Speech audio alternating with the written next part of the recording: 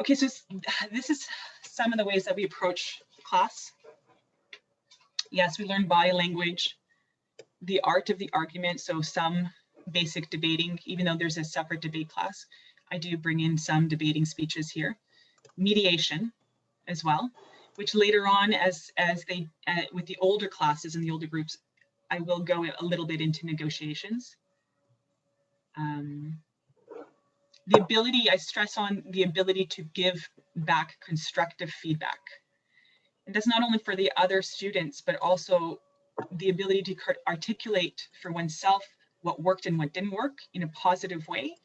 And later on, having the strength to understand your own discipline.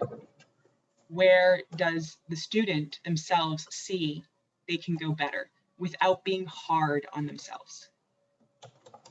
Having self-compassion, but also understanding where they can be better. Rhetoric is it's coming back very strongly. It used to be a very strong emphasis in many years ago, and then now, of recent times, it's becoming very, very important to have good rhetoric. It will heighten anyone's status or economic background through the use of words. Being able to think on the spot, being able to handle technical difficulties without getting nervous. And then listening. So communication is also about listening well to others, so that we are not in conversations we're just waiting to be heard.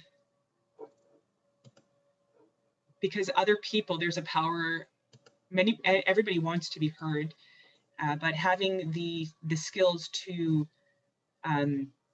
give a space for another person is also a skill for yourself as well. Okay, and these classes all practice this. So I'm going to give you a little bit of the preliminary forms of this. The classes, they look like this in many ways. So we have the 3 levels. Oops. Let me just bring this in a bit, pardon me. So you have, grade 9, grade 8, grade 7. The first part of this, as I'll show you later on, is really just giving a student space in order to creatively gain confidence and hear their own voice. And personally, as a teacher, I give a lot of creative space here, because that way young students can gain that confidence. And I bring in the rules and the structures. I do bring them in, but a little bit later, because finding your own voice may look different than everyone else's.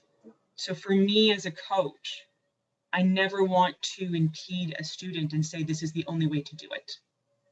Yes, there's a craft, but I want that student to know their own authenticity first. And that means some creative space. And then we start to move into craft. So let me get to that slide. Craft comes into this, and it's the same class with the same students, learning from each other, and then performance starts to move in. This is where going to competitions or public events, they're all will lead up towards opening up that door. And also my personal preference is to share ideas, so that we take out the stress of competition, that you're continuously being authentic to yourself and sharing ideas, and that everyone will gain at the end. So as I said, that first stage is a lot about confidence building techniques, standing tall, looking up, hearing their voice. And that takes time, because a lot of young people, and I do make an emphasis not to call them children, but they're young people, they've spent a lot of time being told to be quiet and to not speak. And so it will take some time for them to start to learn that they can really, really, really, really have confidence in their own ideas. And they all have stories. Many of my students say, I don't have a story. And I'm like, give me a second, like, let me hear you talk. And they'll all come out with beautiful stories. And this is also being comfortable in an uncomfortable situation, putting them continuously in that.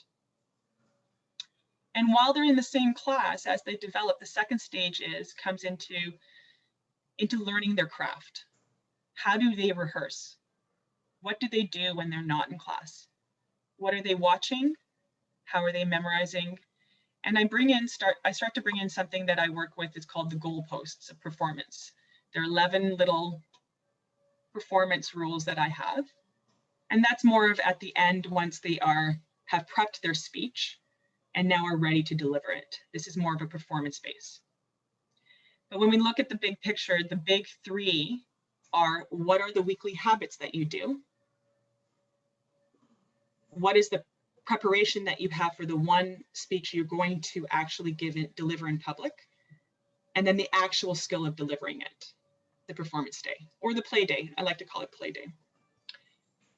And that is, you want ideally the whole package. You want your message to be strong. That's your first idea. How are you going to write that idea? And those are the writing skills. And then what is your energy and your mood on that day?